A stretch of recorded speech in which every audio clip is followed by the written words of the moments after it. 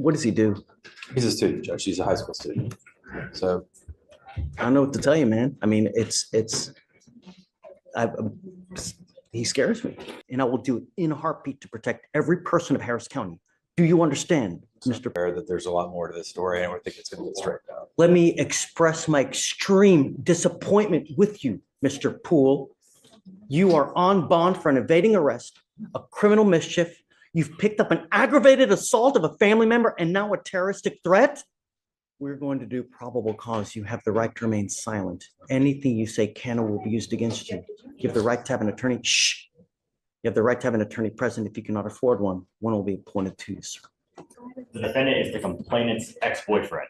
During a walk-in report, the complainant told the officers that her and the defendant had an on and off dating relationship since the 8th grade, but they broke up. In September, the defendant told the complainant, "Stop talking all that mess before I come to your house and fucking shoot you." The complainant told the officers that right after the incident, the defendant sent her photos of a gun in his lap. The complainant stated the defendant also told one of the complainant's friends that he was going to shoot the complainant.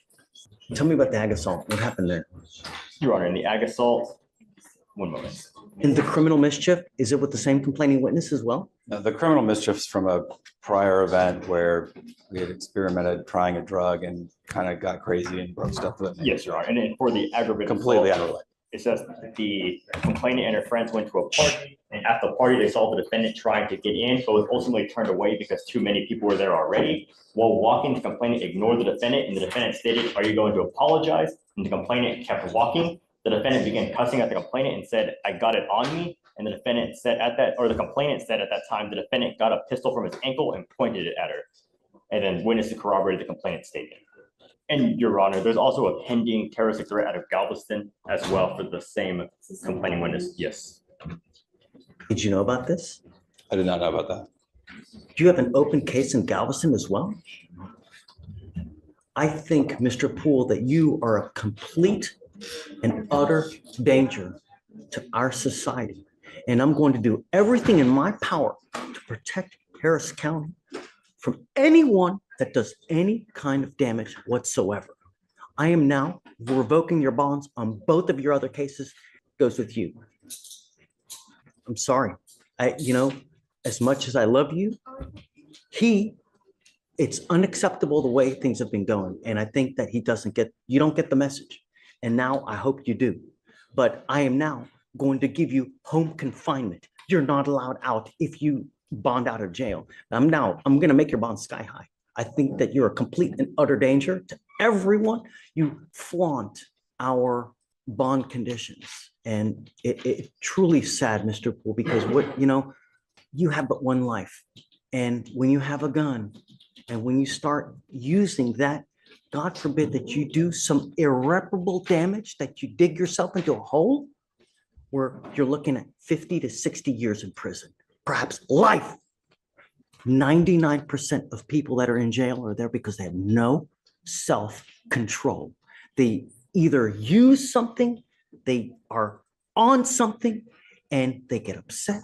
They wig out without thinking, if I say this, what's going to happen? If I do this, what's going to happen? It's unacceptable. And now I will do everything, like I said, in my power to protect Harris County. So if you do get out, you must remain home confinement. You're not allowed out. No weapons, no contact with any of the complaining witnesses whatsoever, no dope, no alcohol. Anything else? I mean, what does he do? He's a student, Judge. He's a high school student. So I don't know what to tell you, man. I mean, he scares me. understood. And Chip and I are going to put some things together. I think that there's a different scenario really going on than what this reflects in the probable cause statements. And we're going to bring that to the prosecutors. If you have something that shows me different to what they have, I'm all ears. Understood. I never want to see a kid lose out on school, because to me, it's the most important thing in life, Understood. If we do home confinement, can there be an exception to that when he's at school and he just has to report immediately back to his home? Is he like in high school? He's a high school student. in high school. I mean, Yeah, you judge, he's actually currently, because of the situation, doing online school, so he'll be able to do it from home. Oh, okay, good. So disregard. Good. There we go. Are you mom and dad? Come on up, come up. Thank you so much for coming. Shh. It's out of control. I don't know what else to do. But it seems that when he's out in public and he's out, partying, there's a wake of trouble. Did you guys know that he has a case in Galveston as well? No, Your Honor, this is the first time I've heard of that. Is it currently open? It's currently open, Your Honor. Something that the lawyers are also unaware of as well, We think it's all one event that happened over a few hours. We don't know.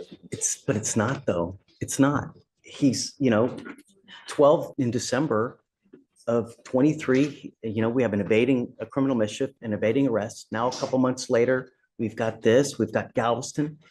It's not. And I think that we need to really give him a wake-up call before he really does irreparable damage, If I could just clarify, the two events here in Harris and the one event in Galveston, we think that was all in the one series of events that happened between a football game and a party on a hotel.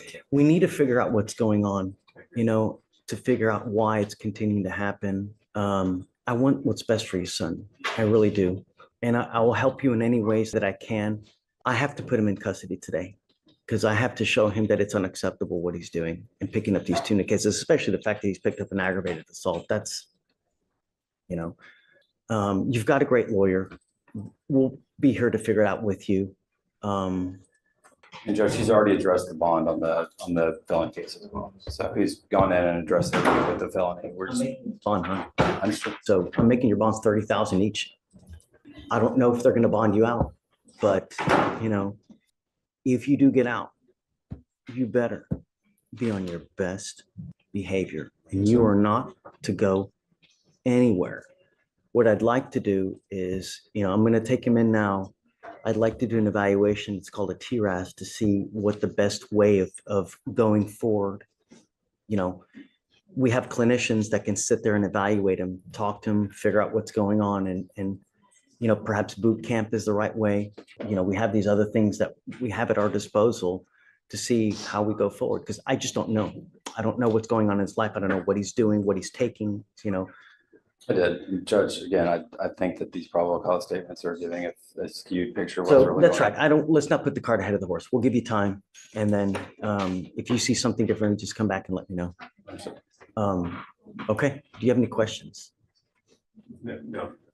If you need anything, always come back. We're here. We'll help you out in any way that we can. And sometimes some kids are harder to reach, but we'll do everything on our power to reach them one way or the other. So we got you. Okay. We'll take care of you one way or the other. Okay. All right. He goes with you. Oh, yeah. I'm going to do a mow up.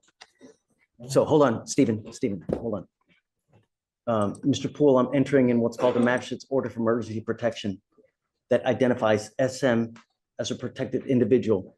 You're not to commit family violence or an assault against this person, commit an act in furtherance of an offense under section 42.072 of the Texas Penal Code, which is the stalking statute. You cannot threaten, harass, use another person to communicate a threat or harassing behavior. You cannot be in possession of a weapon or go within 200 feet of where the person works. If you violate this court order, the state can and will file a violation protective order, and you violate those conditions, I can have a hearing to hold you at no bond. Zero bond, and I will do it in a heartbeat to protect every person of Harris County. Do you understand, Mr. Poole? Okay. All right. We'll have him sign it and then